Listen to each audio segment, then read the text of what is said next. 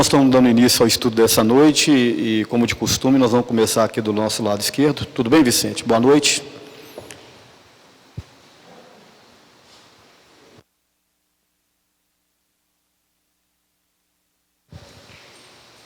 Boa noite. Boa noite para todos vocês. Sejam todos muito bem-vindos. Frequento esta casa há 2 anos. Não consigo desenvolver minha mediunidade. O que devo fazer? Pois acredito ser hora para praticar o fenômeno. Acredito que esse desejo é de muita gente. Desenvolver uma faculdade mediúnica.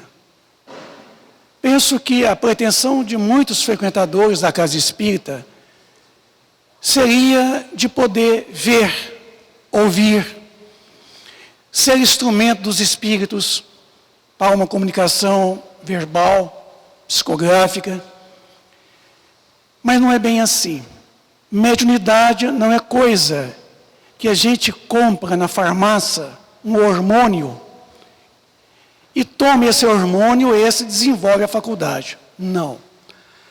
A faculdade mediúnica, ela está planejada bem antes do processo reencarnatório. Antes de nós realmente reencarnarmos, a gente faz a escolha de acordo com as nossas necessidades e merecimento.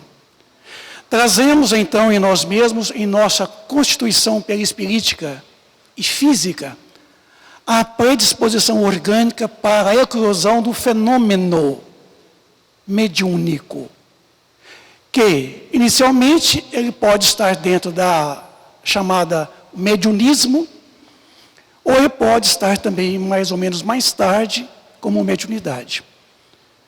Aí você vai estar pensando, mas há uma diferença entre mediunidade e mediunismo?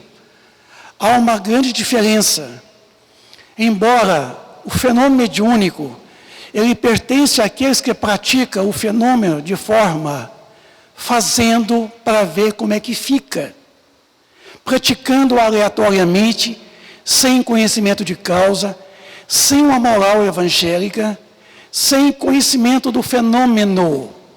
Chamamos de mediunismo. A palavra mediunismo ela foi inicialmente cunhada no século XIX por Charles Richer, que era contemporâneo de Allan Kardec. Charles Richer fala que mediunismo é tudo que é oriundo dos médios.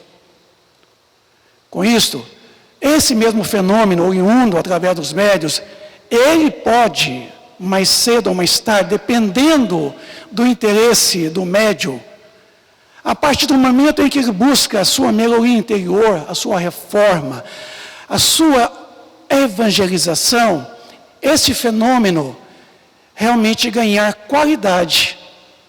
Aí nós chamaríamos de mediunidade. O que outrora era mediunismo. Com isto, não basta frequentarmos uma casa espírita para desenvolvermos. Não basta frequentarmos uma reunião mediúnica para desenvolvermos a faculdade. Na introdução do livro dos médios, os espíritos disseram a Kardec e a nós que, conhecendo as regras da música, da poesia, da pintura, não faz de nós um músico, um poeta e um pintor. Isso quer dizer, conhecendo as regras, conhecendo o livro dos médios, conhecendo as regras todas sobre o fenômeno mediúnico, não faz de nós médios. Viu? Porque se não existir a faculdade em germe, quer dizer, em um embrião a desenvolver, se não existe um planejamento para a eclosão do fenômeno em um dado momento da nossa existência, é perda de tempo. Tentar desenvolver algo que não está à altura de forma ostensiva. Embora ver os espíritos, ouvir os espíritos, não constitui mediunidade. Constitui percepção extrasensorial. Com isso, é imperioso sabermos que é preciso que a gente perceba que quem são os médios na sua generalidade, diz Emmanuel no livro Emmanuel. São aqueles que fracassaram desastradamente em outras existências que desviaram muitas pessoas da senda do bem. E com isso reencarnam sobre severos e pesados ônus de provações, a resgatar todos aqueles os quais o médium, foi motivo de desvio deles na senda do bem. Então, com isso, ser médium não é ser super-homem, não é uma excepcionalidade em nós. É uma condição, é uma ferramenta da qual nós munimos-nos numa existência corporal para nos auxiliar no nosso resgate, nas nossas provações. Então, com isso, não basta frequentar uma casa espírita. É imperioso que nós já temos em nosso planejamento existencial a faculdade mediúnica ostensiva. Para um dado momento, a eclosão desta, exigindo unicamente a educação do médium e não da mediunidade. Alguém às vezes acha que nós devemos educar a mediunidade. Não, não se educa a mediunidade. Se educa o médium, porque educação se refere a sujeito, é subjetivo. E a mediunidade é uma faculdade neutra, ela não é sujeito. Então, se educa o médium. Então, neste caso, quando você apresenta qualquer indício de faculdade mediúnica, está exigindo unicamente a educação, a sua evangelização. Então, não basta frequentar uma casa espírita simplesmente para ser médium. Obrigado.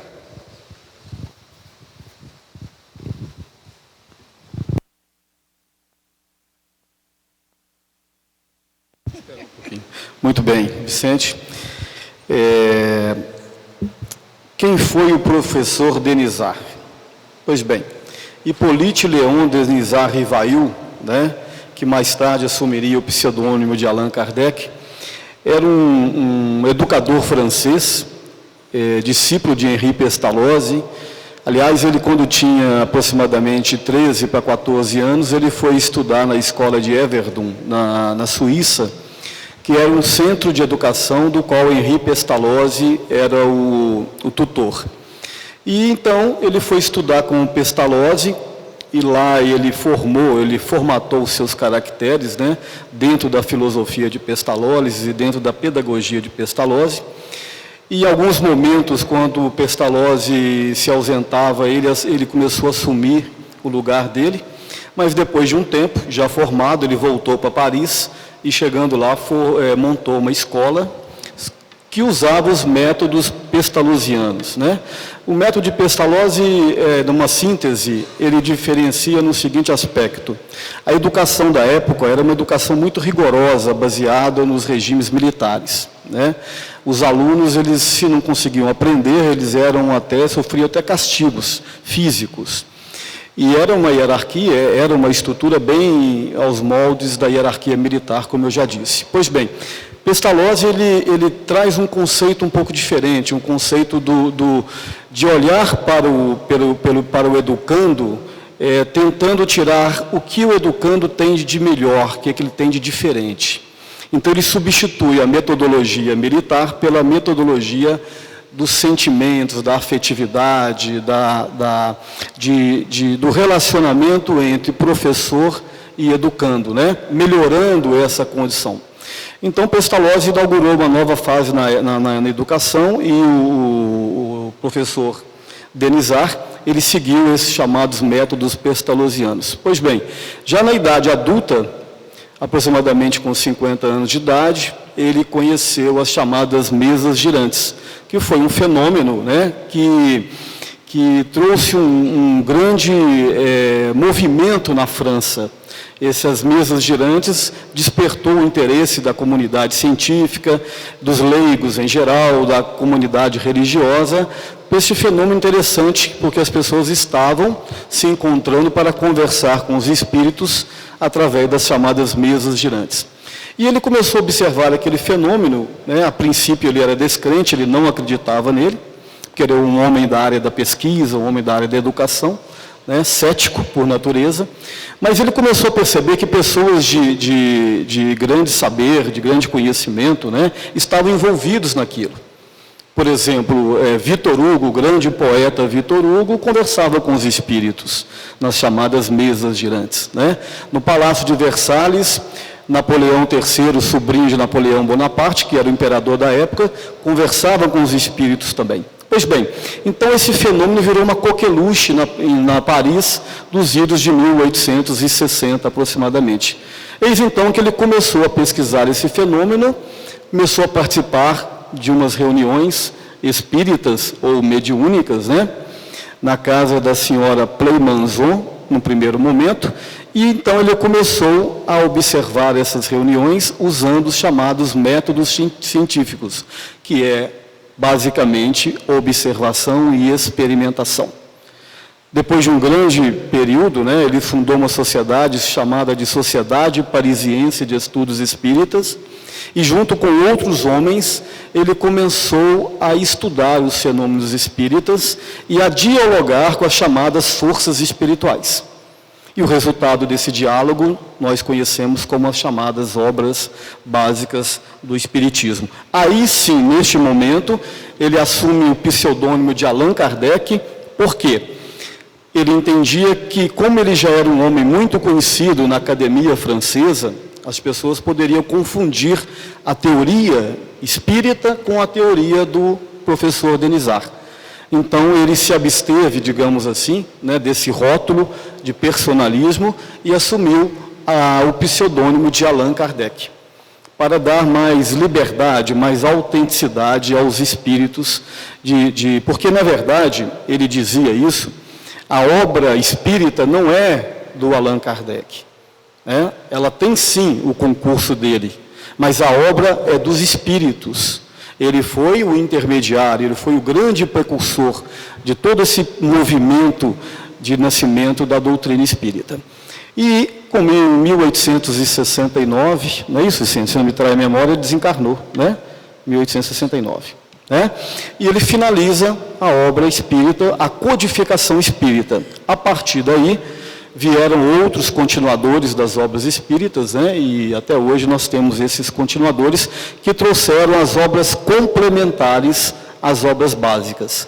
Mas ele foi o criador, ele foi aquele que fundamentou as chamadas obras básicas do pensamento espírita, obras essas que nós discutimos aqui praticamente todas as semanas. Então ele era um homem extremamente estudioso, persistente, um homem de uma estirpe moral muito fortalecida, tanto que nesse período da codificação espírita ele foi atacado de todos os lados, pela academia, pela igreja, alguns adversários dentro das próprias fileiras espíritas, mas ele manteve-se inabalável, inatacável durante todo esse processo.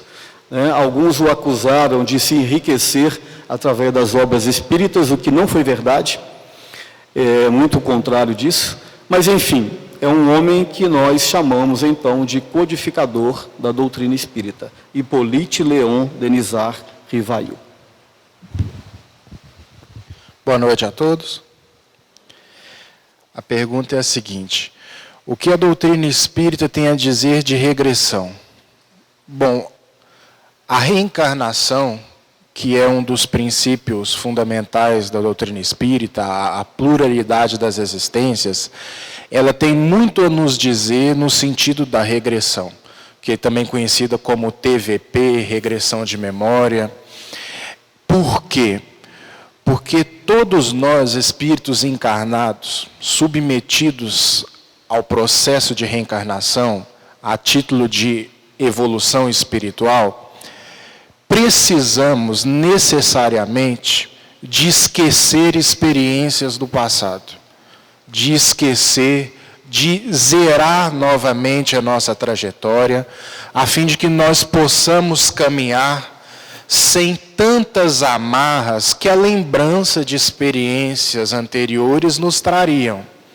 Então a doutrina espírita não aconselha a regressão de memória, o acesso a experiências do passado, né? Então, Emmanuel tem uma colocação muito interessante, que ele fala o seguinte: os nossos atos no bem hoje são fachos de luz em pirâmides de sombra. Ou seja, nós não temos luz bastante solidificada em nós, a fim de que nós possamos acessar o nosso passado sem determinados transtornos decorrentes das percepções daquilo que nós fomos, daquelas experiências amargas que nós vivenciamos. Então, a bênção do esquecimento, em que a espiritualidade costuma se referir comumente, ela ocorre justamente para que nenhum transtorno oriundo de uma lembrança indevida possa nos atrapalhar a marcha ascensional. Então, a regressão de memória, ela não é aplicada em todas as situações, mas existe uma aplicação terapêutica específica em que ela é válida sim. Quando, através das mãos de um terapeuta hábil, aquele que vai fazer uma investigação psíquica com habilidade no paciente, que muitas vezes está tendo determinados comportamentos em que está prejudicando muito os seus dias. E aquele comportamento não encontra nenhuma causa na experiência atual, na nossa existência atual. Aí um terapeuta hábil, coisa que é muito raro, pode, em determinados casos, acessar experiências passadas a fim de corrigir algum trauma que esteja prejudicando a vida daquela pessoa. Tem o Alberto Almeida, se vocês jogarem no YouTube as palestras do Alberto Almeida, um grande palestrante espírita, que ele desenvolve esse trabalho de terapias de vidas passadas com muita responsabilidade, ele tem muitas coisas interessantes a dizer nesse sentido. Inclusive, ele relata um caso em que tinha uma paciente em que ele tratou e que essa paciente obteve melhora, que ela não podia ver movimento de água. Ela não poderia de forma nenhuma ver movimento de água. Tanto é assim, ela não ia na praia. Quando ela enchia um copo de água, na verdade ela não enchia, ela tinha que pedir para uma pessoa encher. E quando ela vinha trazendo a boca, o copo tinha que vir sem fazer muito movimento, porque senão ela entrava em pânico. Então, o terapeuta, no caso Alberto, ele, ao investigar aquele transtorno da vida psíquica daquele paciente, e fazendo sim um procedimento de regressão de memória, diferente da regressão de memória da psicanálise, porque a psicanálise também faz. Só que o psicanalista, ele recua até a primeira infância, ou seja, ele recua até as nossas etapas de tenridade, e ali ele identifica traumas que muitas vezes estão nos atrapalhando. A psicanálise vai até aí. Agora, a TVP, ela regressa a experiências do passado. E aí ele foi, ao estudar essa paciente, notar que em uma das suas experiências, aliás, a sua existência mais recente, antes da atual, em que ele estava tratando, evidentemente, ela tinha se afogado nas pedras de uma ilha no oceano. Ela tinha sido arrastada pela correnteza do mar, as águas tinham arremessado ela contra uma ilha rochosa, e as ondas vinham, naquele processo ininterrupto, e dentro daquilo ela se afogou. E ela trouxe essa experiência de outra época muito mal resolvida dentro da sua estrutura psíquica, porque cada um de nós é um mundo à parte. Muitos de nós temos questões bem resolvidas do passado, menos intensas, outros mais intensas, dentro dos quadros provacionais e expiatórios da qual a gente tem que percorrer.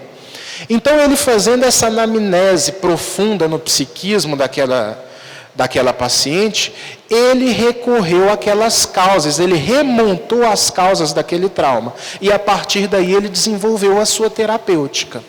Então vejam vocês que em determinados casos raros é sim válido quando experiências mais danosas para a nossa vida estão ocorrendo constantemente.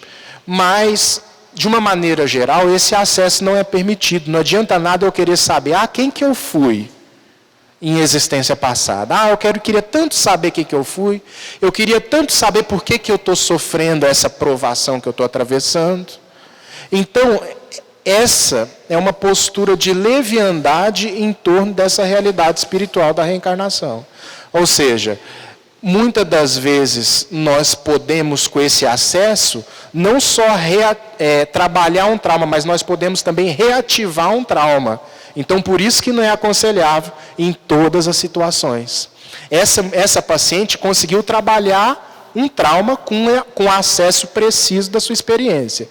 Mas, com acesso indevido, nós podemos reavivar um trauma.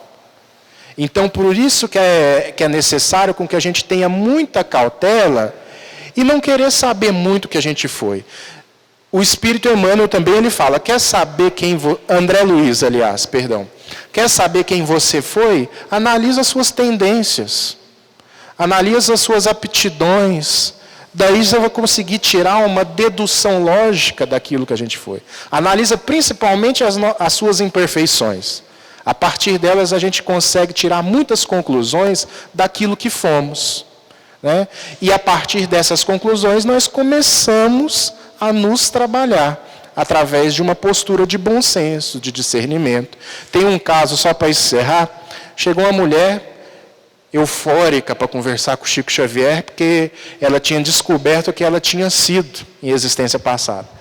Em uma existência ela tinha sido mártir do cristianismo, em outra existência ela tinha sido rainha, e assim, só coisa boa, né? Só coisa pouca. E aí ela foi relatando aquilo que ela tinha descoberto e estava entusiasmada. Aí ela vira, depois de ter dado longa palestra para o Chico, e fala assim, e aí, e você, o que foi? Ela falou, sabe a sua existência que você foi mártir do cristianismo e foi devorada pelos leões? Eu sei. Pois é, eu fui a pulga do leão que te comeu. Né? Então, pouco importa aquilo que a gente foi. O que importa é aquilo que a gente é dentro da nossa realidade interior em termos de aquisições morais e intelectuais. Portanto, o acesso a experiências do passado, ele nunca é muito aconselhável, não. Existem comprovações bíblicas acerca do nascimento de Jesus? Vocês têm dúvida? Qual o significado do Natal para todo mundo? É muito relativo, né? Lucas, capítulo 2, versículos 10 e 11, comenta o seguinte: não temais, eis aqui que vos trago boa nova e grandes notícias para todo mundo. É que hoje vos nasceu Jesus, o Cristo, Filho de Deus. São poucas palavras de Lucas que representam para nós muita coisa. Eis que hoje vos nasceu. Está no verbo intransitivo. Vos nasceu. Vamos entender o que é esse verbo intransitivo. Jesus, nós sabemos que há 2000 anos atrás, ele veio fisicamente para junto de todos nós, para testemunhar tudo que outrora ele tivera aprendido com o Criador. E Lucas nos retrata no seu pensamento, quando ele fala no verbo intransitivo, vos nasceu, porque é atemporal. É uma situação atemporal. Quer um exemplo? Jesus nasceu para Madalena. Aquele momento em que ele reaparece para ela, depois da sua ressurreição. Ele aparece para Dimas. Ele aparece para Pedro e resgata Pedro, resgata Dimas, porque Jesus nasce para Pedro naquele momento em que Pedro o nega. Para Dimas, naquele momento em que lá na crucificação, ele se dirige a Jesus. Mas também Jesus nasceu para Zaqueu, quando estava sobre a árvore para ver Jesus passar. Jesus dirige a Zaqueu e disse a ele: Zaqueu, desça daí, porque hoje mesmo estarei habitando a sua casa. Jesus também nasceu para Saulo de Tarso, o conhecido por todos nós como Paulo. Quando Saulo de Tarso, perseguindo os cristãos, Jesus ali aparece para Saulo de Tarso, dirigindo a ele, perguntando: por que me persegues, Saulo? A partir desse momento, o Saulo de Tarso se converte em Paulo, porque a palavra Paulo significa o menor dentre todos. Em que momento Jesus nascerá para nós? É o momento de cada um. É o momento em que nós realmente vamos voltar para dentro de nós mesmos, num ato de conversão, e encontrar a presença magnífica de Jesus em nós mesmos. Foi quando Paulo de Tarso demonstrou na sua expressão, dizendo: já não sou mais eu mais quem vivo, mas Ele é quem vive em mim. É o momento da conversão de Saulo em Paulo.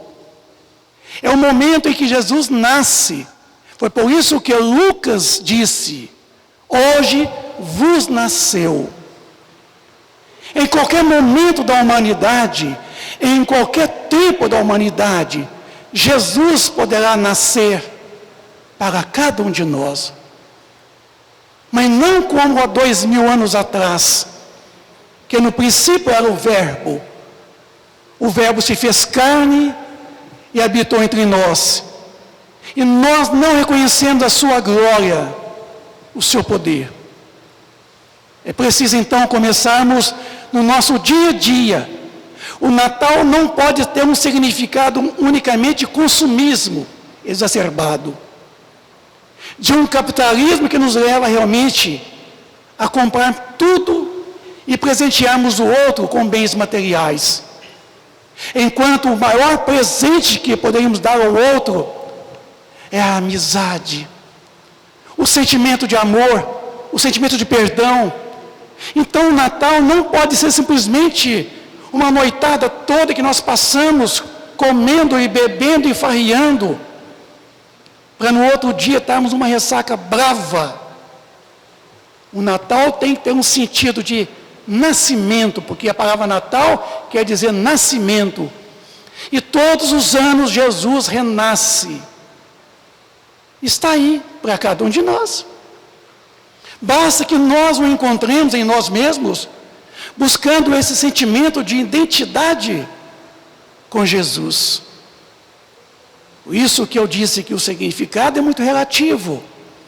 Achamos talvez que presentear as pessoas significa Natal, e presentear pessoas é um capitalismo exacerbado, é uma cultura europeia que incutiu na cabeça nossa, sul-americanos, norte-americanos, de que devemos consumir coisas. A ideia de Papai Noel, São Nicolau, um bispo, que saía nas noites para levar sacolas de alimentos aos pobres, lá na Turquia. E isso trouxe para a Europa uma ideia de Papai Noel, de presentes e de um momento puramente material. Enquanto às vezes estamos brigados com a esposa, estamos brigados com o marido, estamos brigados com os nossos filhos, estamos brigados com os nossos entes queridos, e na noite de Natal seria uma noite oportuna para reconciliarmos com todos estes, porque Natal é vida nova, é perspectiva de uma vida melhor. é nos identificarmos com Ele, o Cristo solar, que nasceu como Filho do Homem e levou o título de Jesus Cristo. Então precisamos começar a mudar o nosso sentido, a nossa cultura, de vermos que o Natal, ele tem um significado muito maior do que uma noite de banquetes, de muita ceia, e de excesso de alimentação, bebidas, orgias, porque isso está muito associado às festas bacanais, saturnárias do antigo Império Romano. Com isto, precisamos começar a sedimentar em nós o sentimento de que Natal é todos os dias, não é somente um dia, no ano de 365 dias. Que todos os dias sejam para nós grandes oportunidades de recomeçarmos, de reconciliarmos com aqueles os quais nós ainda temos uma animosidade para com eles, inclusive os mais próximos, os nossos entes queridos familiares. Então, amigos, nós passamos uma data natalina, e Natal é uma festa cristã, porque Jesus não é conhecido no Oriente, Jesus é somente conhecido no Ocidente.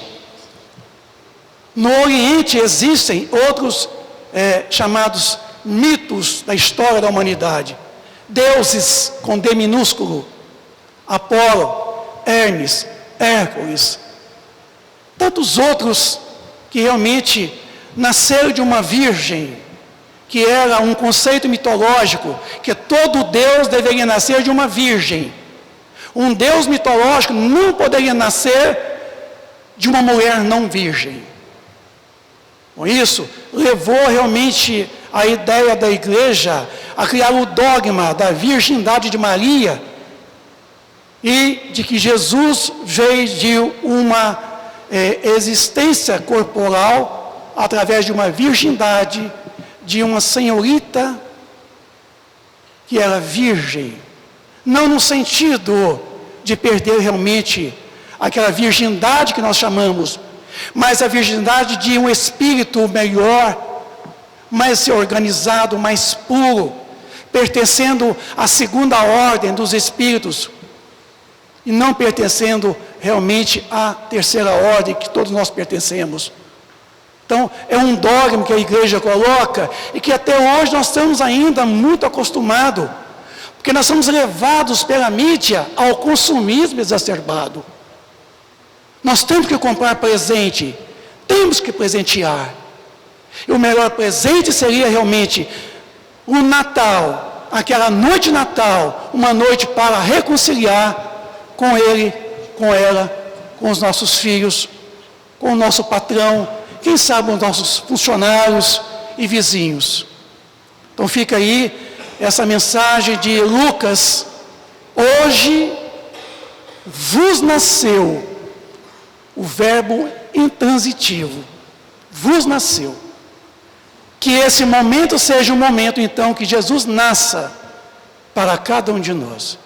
É o momento da nossa maturação, da nossa maturidade espiritual, de voltarmos para dentro de nós mesmos e nos identificarmos com a presença magnífica de Jesus em nós. Obrigado. Muito bem. O fato de ter mediunidade facilita mais a aproximação e a ligação dos espíritos obsessores? Ótima pergunta essa aqui. Facilita sim. Por quê? Como o Vicente disse anteriormente, a mediunidade, você não educa a mediunidade, você educa o médium, né? Então, se o médium está deseducado, principalmente no sentido da moral, a fragilidade dele de ser objeto de espíritos obsessores é muito maior. Por quê?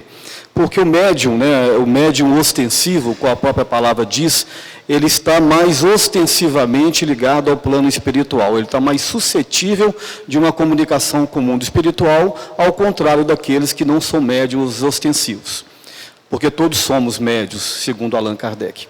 Então, o mecanismo de obsessão, de um processo obsessivo, é praticamente o mesmo mecanismo de uma manifestação medianímica. Ou seja, quando um espírito vai se aproximar de um médium para uma manifestação, seja através da psicofonia, da psicografia, ou seja, qual for o tipo de mediunidade, é uma aproximação perispirítica do perispírito dele ao perispírito do médium.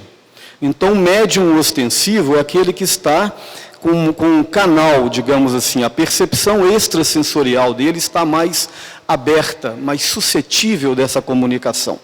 Então, quando o médium está desequilibrado do ponto de vista da moral, a possibilidade dele ser obsediado é muito maior do que das pessoas em comum. Por quê? Porque o seu mecanismo de percepção está aberto, o seu canal mediúnico está aberto. E ele, se ele está desequilibrado do ponto de vista da moral, naturalmente ele há uma conexão muito mais fácil. Então, realmente, os médiuns devem sim se vigiar, né? E nesse sentido, eu me lembro que no livro dos médiuns, Allan Kardec coloca que o maior desafio, maior escolha da mediunidade é a obsessão. Justamente por causa disso. E a sintonia é a base dessa obsessão, assim também como é a base de uma comunicação mediúnica dentro de uma normalidade, digamos assim. Bom, a resposta foi rápida, eu vou passar para uma outra perguntinha aqui, que diz assim: o perispírito foi descoberto pelo Espiritismo?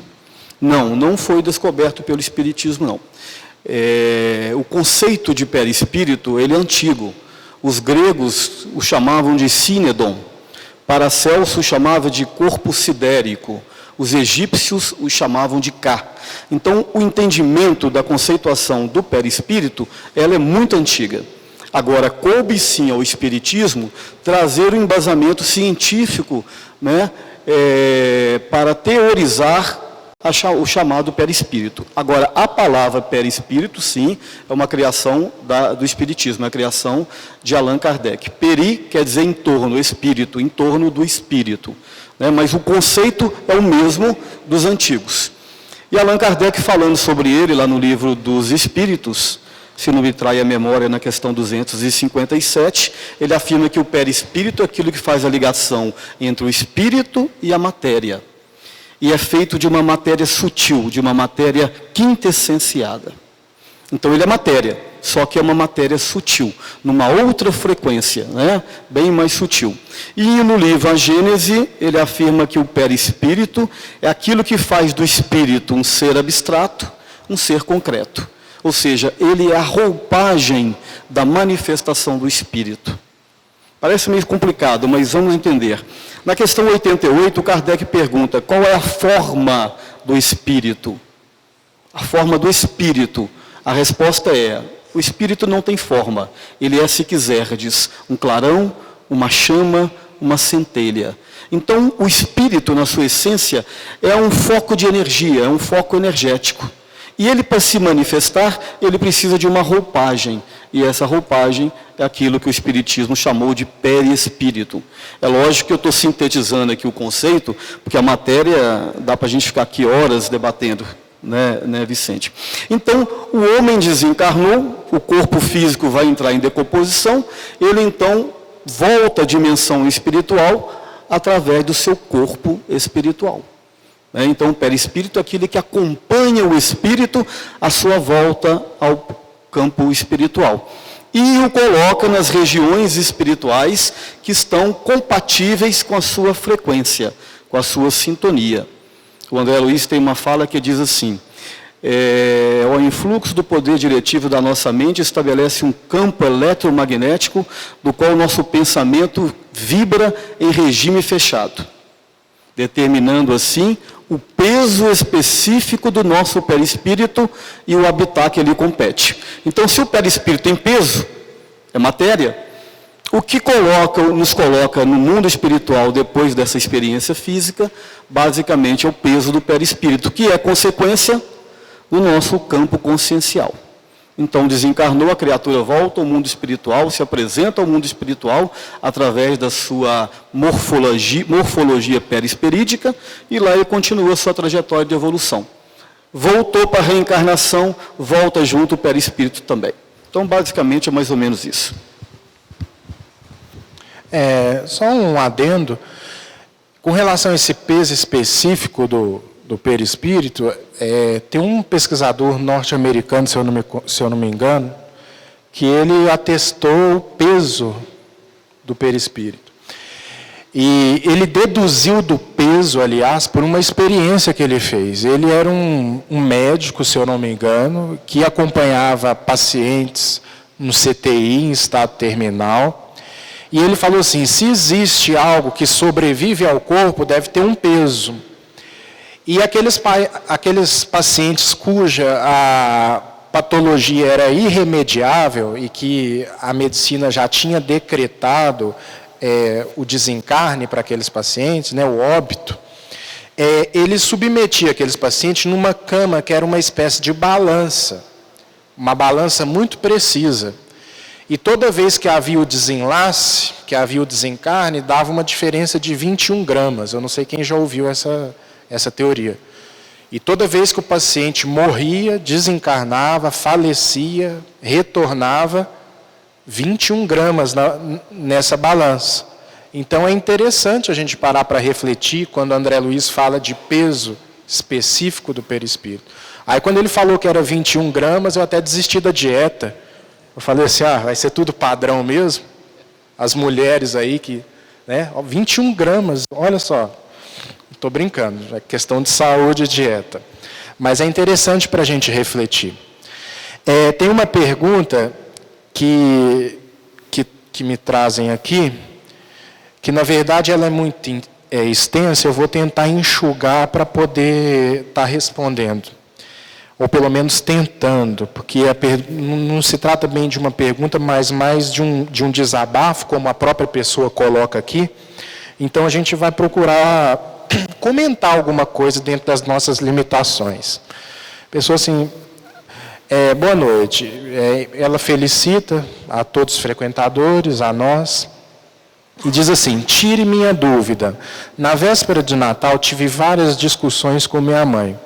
E uma delas, e um dos motivos, foi que me afastou da Igreja Católica há 5 anos. Aí ela coloca aqui, não está muito preciso, porque a mãe dela estava fazendo mal espiritualmente nas celebrações. Rezava só o corpo material.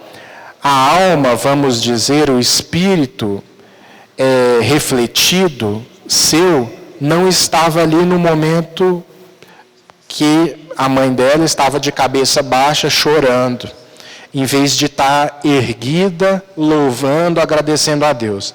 Pelo que eu entendi aqui, ela teve uma discussão com a mãe dela, ou ela ou ele, não sei, foi para a igreja católica com a mãe, e ela não concordou muito com a forma com que a mãe estava orando, porque, segundo ela, a mãe estava de cabeça baixa, de joelho, chorando, triste, enquanto no entender dela, ela devia estar de cabeça erguida, louvando, agradecendo.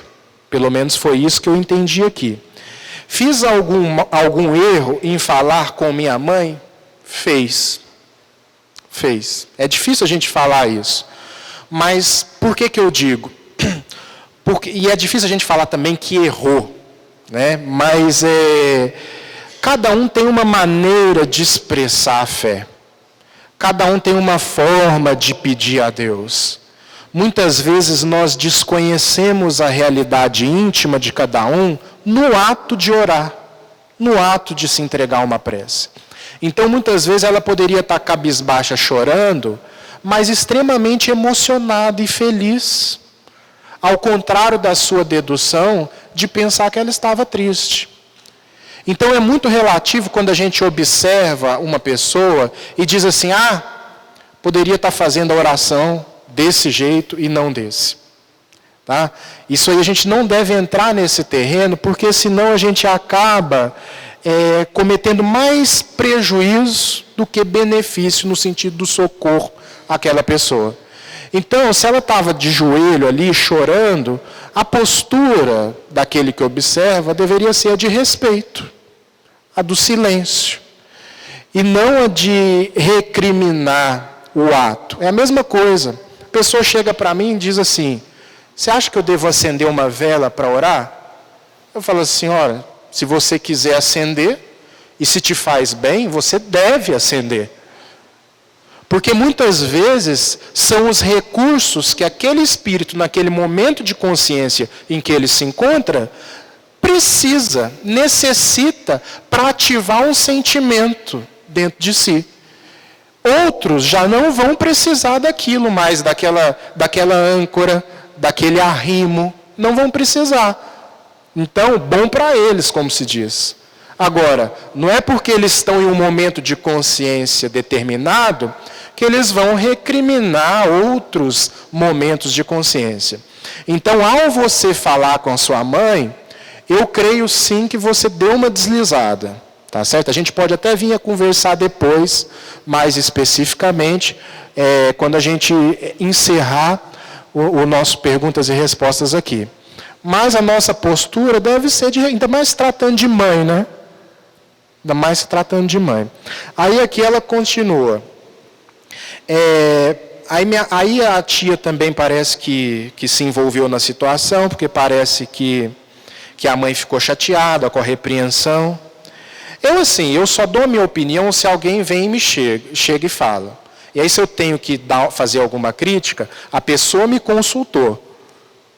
Agora, se a pessoa não me consulta, para que eu vou lá bisbilhotar e dar palpite, né? E aqui ela, como continuou falando, depois ela falou coisas horríveis aqui, que ia se suicidar. Ou seja, foi uma contenda geral e desnecessária na véspera de Natal. Agora, não se culpe também por essa situação, né?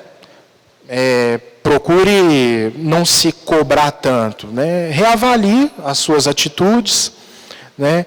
Busque viver as suas concepções religiosas, respeitando a concepção religiosa do outro, né? E que assim você vai ser feliz.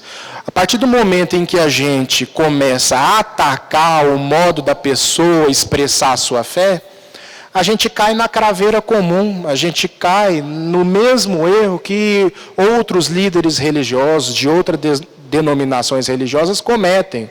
E aqueles maus líderes religiosos que atacam a forma de expressão de fé de outras religiões. Nem de religiões e nem de pessoas a gente deve atacar. Então, reflita nas suas atitudes, busque fazer diferente. Eu não sei se eu compreendi muito bem a sua pergunta, mas eu estou aberto para a gente conversar ao término da nossa reunião.